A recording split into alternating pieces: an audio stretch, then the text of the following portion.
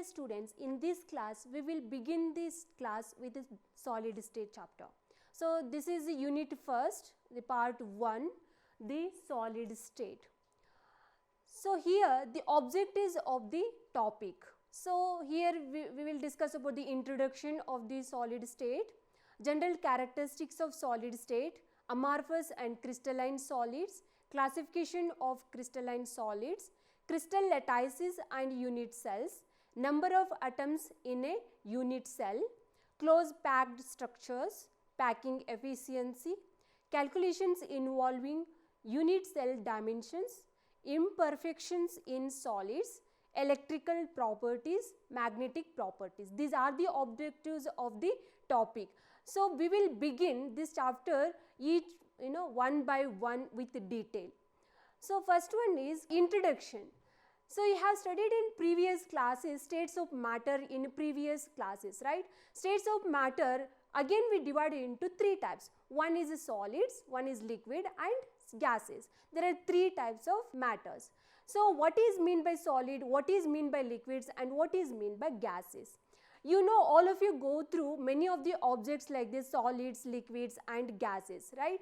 And you will be knowing the examples for each one. So here solids, liquids and gases, these are the 3 states of matter here.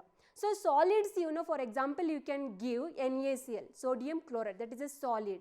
And liquids, you can give the example like water, alcohol, any of the liquid for the liquid, example for the liquids. And gases means air, smoke and many examples you can give the gases. If we have gone through many of the examples for each one here, right, you will be very familiar with that. So now we will study the properties of those 3 states of matter. First one is solid.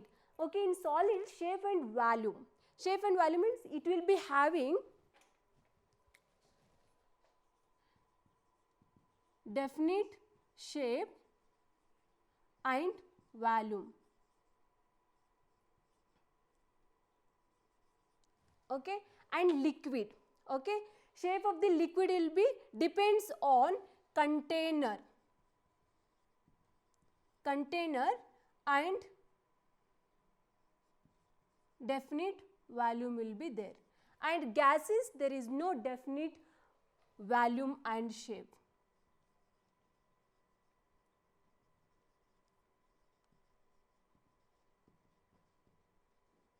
Definite volume and shape.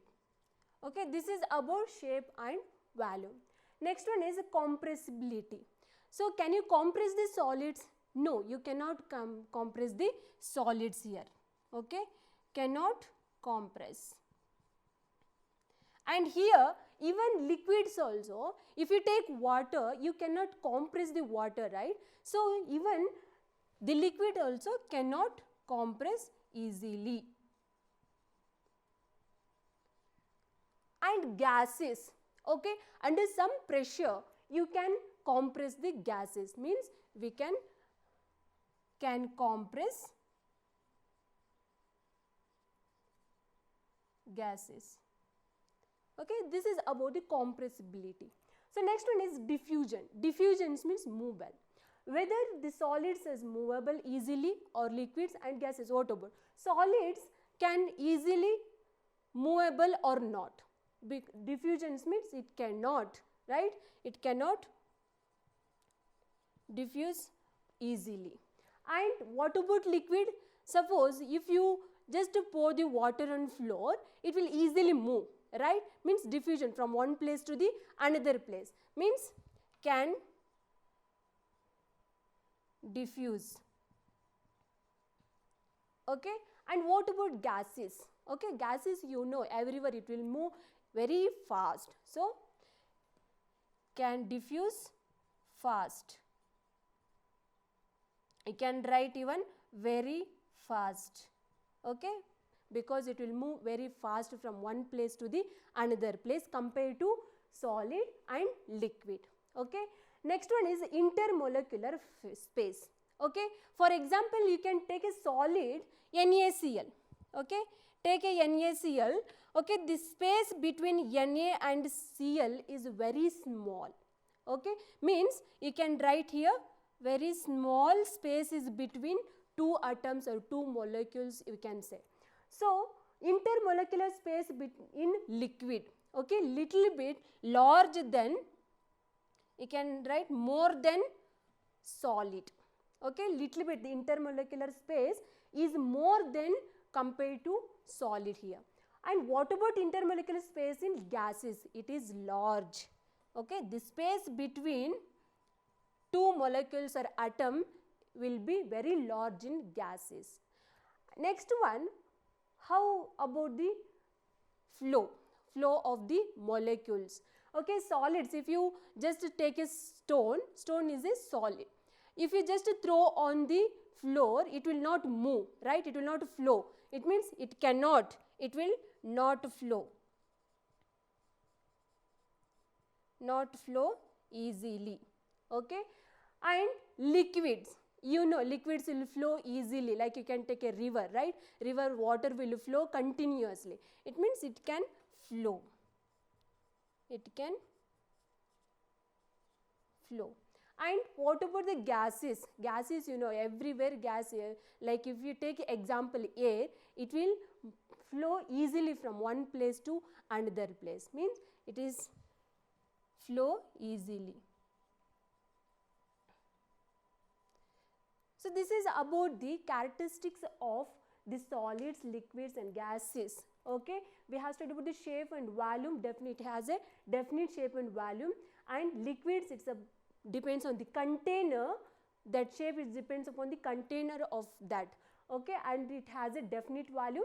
Gases, there is no definite volume and shape there. Okay, compressibility, cannot compress, okay, cannot compress easily, and gases can compress easily. Diffusion means it cannot diffuse, and it can diffuse easily and it can diffuse very fast there. And intermolecular space, very small. Okay, it is little bit more than solid and large than compared to liquid and solid here. Flow means it will not flow easily, it can flow, okay, and flow easily. It's a very fast flowing will be there. So this is about the solid, liquid and gases. So in this whole chapter we will be studying about only solid, okay, not about the liquids and not about the gases. So we have only the solid part here. We have to study the characteristics of the solid, and here also the different types of solids are there, and what is about the properties of this solid, and how the solids, means atoms and molecules, are arranged in the one particular compound. All details we will be studying in this chapter. General characteristics of solid state. Intermolecular force tend to keep the molecules or atoms or ions closer, whereas thermal energy tends to keep them apart by making them move faster. At sufficiently low temperature, the thermal energy is low and intermolecular force bring them so close that they cling to one another and occupy fixed positions. These can still oscillate about their mean position and the substance exists in solid state. So here, for example, you can take molecules or ions or atoms, just consider any one of them. Okay, so here intermolecular force, for example, if you take NaCl, okay, NaCl, we know Na and Cl, there is a bond present between Na and Cl. The intermolecular force between Na and Cl, that force will bring Na and Cl close with each other. Okay, the intermolecular force. Intermolecular force will bring Na and Cl close with each other. That's why NaCl, there is a one molecule is present, one compound. Okay, so when you heat, when you apply thermal energy means we have to heat the compound. So just NaCl, you just heat this compound, okay, and what the thermal energy will do, it will just make it apart and it will become a Na plus and Cl minus. Just always you think here, it means intermolecular force will bring the atoms close with each other, and thermal energy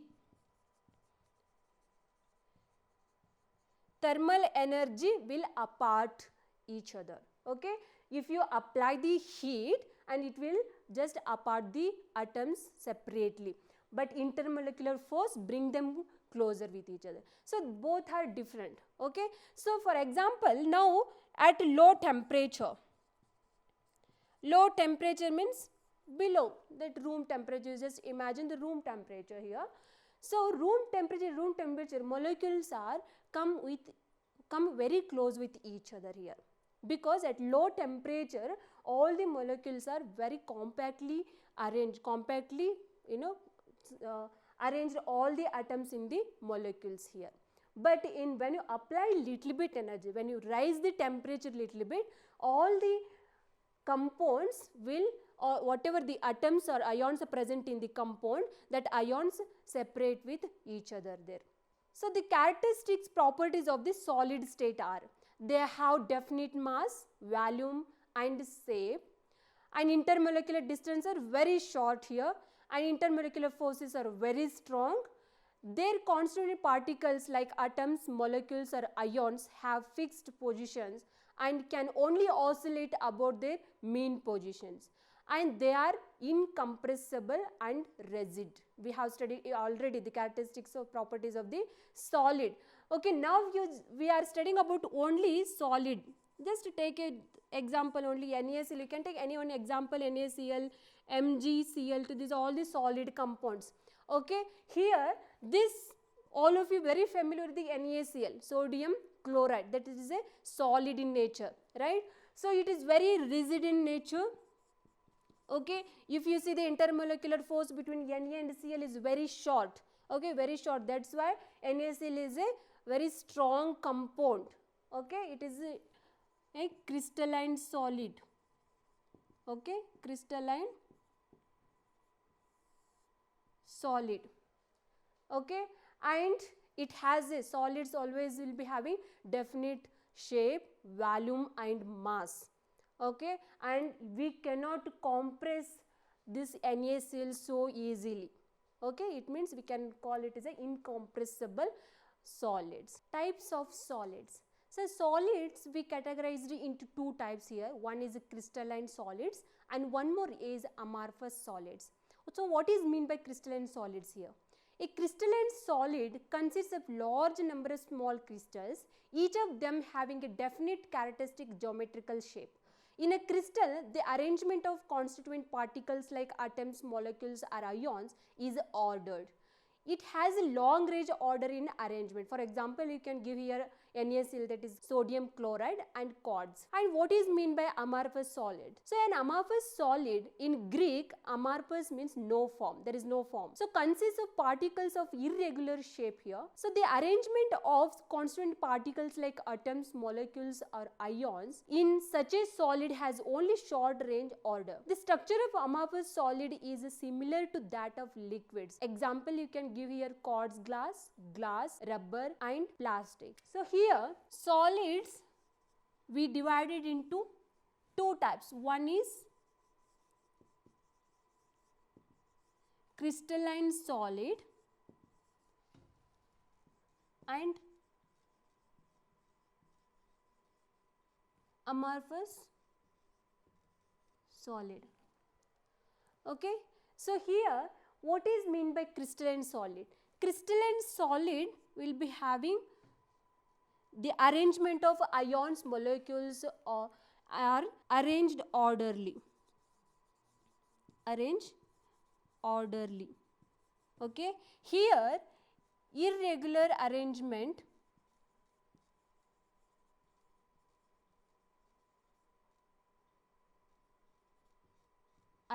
is present. Okay, means atoms or molecules or ions are irregular arranged there, and here in crystalline solids all the atoms, ions or molecules arranged orderly. Okay, here for example take NaCl. Here NaCl, you have seen the structure of NaCl in first year. Okay, So, this is the unit of the NaCl. Suppose here Na is there and next Cl will be there, okay, and here again Cl minus will be there, again here Na plus. It means all Na and Cl are arranged properly, okay. And here it is not like that, irregular arrangement of the ions molecules are present there. Here the NaCl one example, and another example you can give quartz, and here examples you can give quartz glass, rubber and plastic. Amorphous, in Greek word amorphous means there is no form. No form here means irregular arrangement will be present in amorphous solid. Okay, and here the crystalline solid, you can see the pictures, next one.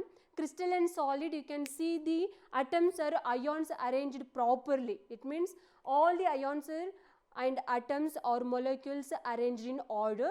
In amorphous solid, if you see the structure here, all the atoms or ions are not orderly present. It means that is example is a quartz glass. So, the difference between the quartz and quartz glass. So, all the, if you see the in all direction in crystalline solid, all the atoms ions are properly arranged. In amorphous solids, there is no proper arrangement of the ions and molecules in the amorphous solid. So, crystalline solids may have a sharp melting point. Crystalline solids have plane of symmetry, axis of symmetry and center of symmetry. All the symmetries are present in the crystalline solids. In amorphous solids, these all the three symmetries is not applicable here because the arrangement of the molecules and ions are different. Amorphous solids soften over a range of temperature and can be molded and blow into various shapes. Like liquids, amorphous solids have a tendency to flow, though very slowly. Sometimes these are